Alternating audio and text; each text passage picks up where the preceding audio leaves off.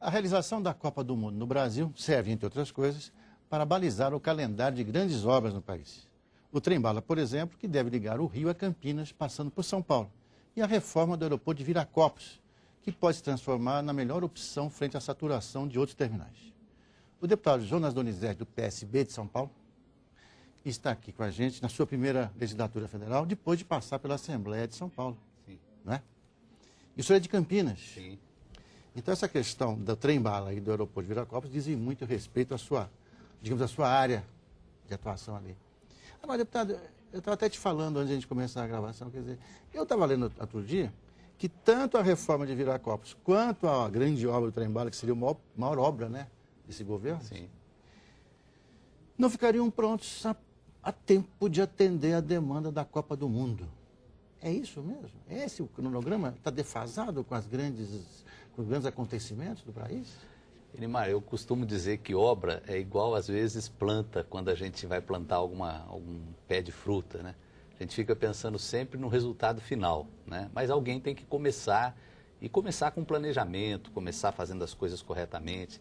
E essas duas obras que você citou, eu acompanho há muito tempo o desenrolar disso, desde a minha época de vereança na cidade de Campinas, né? E eu pretendo agora, como deputado federal, também ter uma atuação forte aqui na Câmara dos Deputados para que essas obras realmente saiam do papel, né? Virem uma realidade. Na questão do prazo que você falou, já existe uma expectativa que a segunda pista de Viracopos possa ficar pronta antes da Copa de 2014. O grande entrave era a licença ambiental, que foi concedida agora no princípio do ano pela Secretaria de Meio Ambiente Estadual. Porque obras desse porte, geralmente a questão ambiental pesa muito. Verdade. Destravado isso, agora depende desse processo de licitação, num processo mais normal de obras. E no caso de Viracopos, quando Viracopos começou, o aeroporto de Viracopos, começou com vocação de um aeroporto internacional. Me lembro. E aí, com a questão do aeroporto de Cumbica, acabou frustrando essa expectativa e Viracopos ficou abandonado. Me diz uma coisa, desculpe interromper. O senhor bem lembrou agora. Viracopos era, alguns bons anos atrás, a grande opção de um aeroporto internacional. Aí construiu-se Cumbica. Cumbica era saturado. Viracopos volta a esta vocação original de ser um grande aeroporto, um grande terminal de passageiros, ou Viracopos continua sendo um grande aeroporto de carga? Porque eu já li em alguns lugares, já li em várias ocasiões, que o Viracopos seria talvez o grande aeroporto de carga do continente, da América do Sul. Hoje já é. Já é? Na parte de carga, hoje já é. De passageiros, o ano que passou, transportou mais de 5 milhões de passageiros.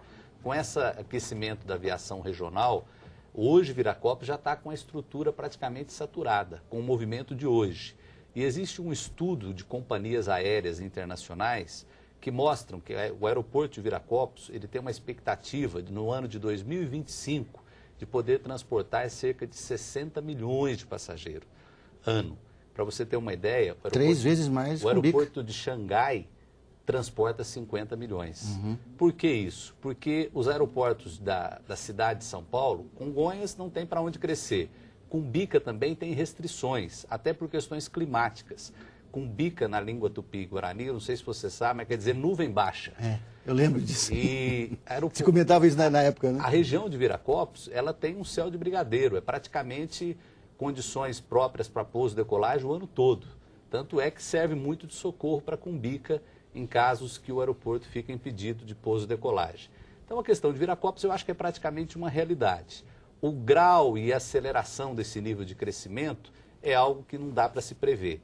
E a questão do trem, o trem de alta velocidade, o TAV, né? Que lá na região o pessoal costuma falar trem-bala, né? Muito tempo se falou isso e agora eu vejo ele mais perto da realidade. Teve esse adiamento agora da abertura da concorrência, né? Porque é um processo grande, envolve muitos interesses e eu acho que realmente tem que se fazer as coisas bem feito.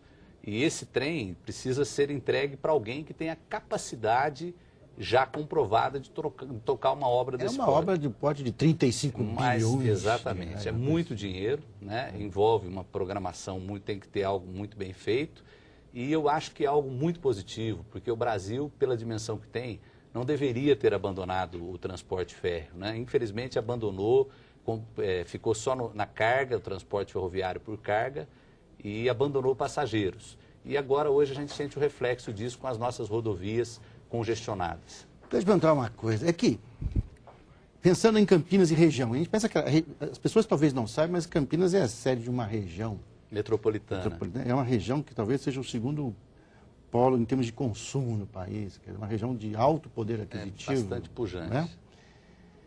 E agora, com o trem-bala, digamos, com o trem-bala e com o aeroporto de Viracopos, digamos, com essa projeção que você citou aqui agora, com essa ampliação das instalações, nova pista, novas instalações, isso significa o que na região? Porque a região está preparada para esse impacto, porque aí significa o seguinte, significa que em termos de infraestrutura, a região de Campinas está na hora de um grande upgrade, né?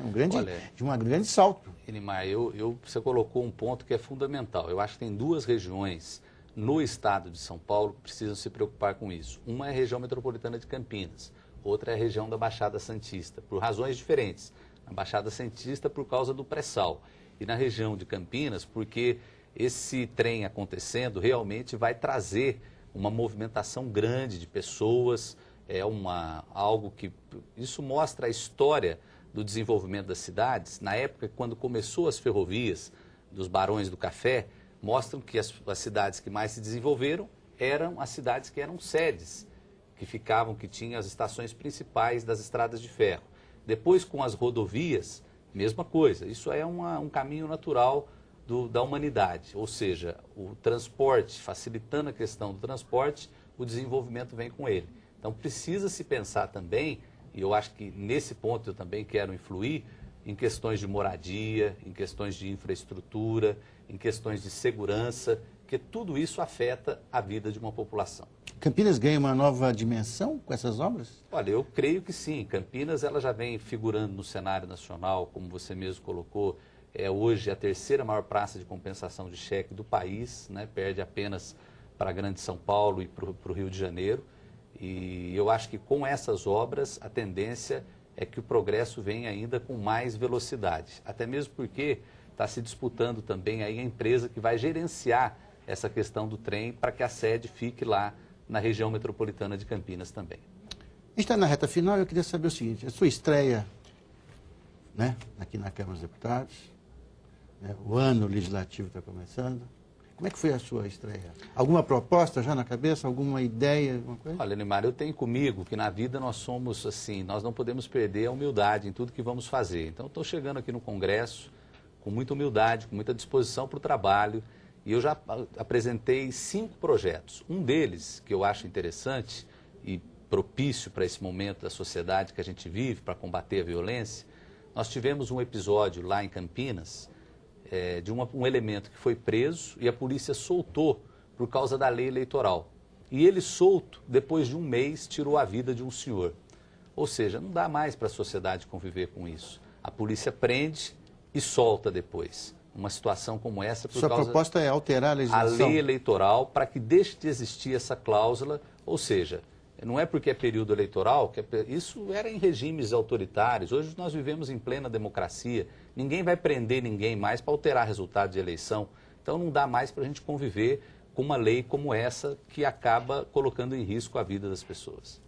Deputado Jonas Donizete, muito obrigado pela sua vinda aqui. Vamos falar mais, discutir mais, conversar mais. Tenho certeza que você vai comparecer mais aqui no Palavra Aberta. Foi uma conversa agradável, eu é que agradeço. Obrigado. E obrigado a você que ficou com a gente até agora.